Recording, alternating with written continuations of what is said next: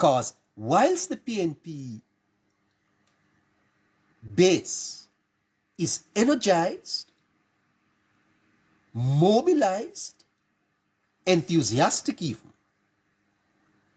labor rights are not only motivated, not only energized, not only energized, their heart, PNP tomorrow will vote with the head. Labor rights are voting with them heart.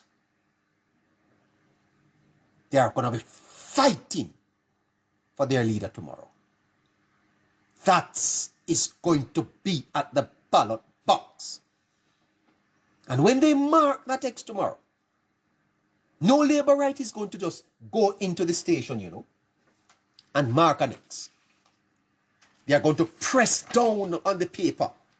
You know, when you mark an X, you know, you mark an X, the labor rights are going to press down on the paper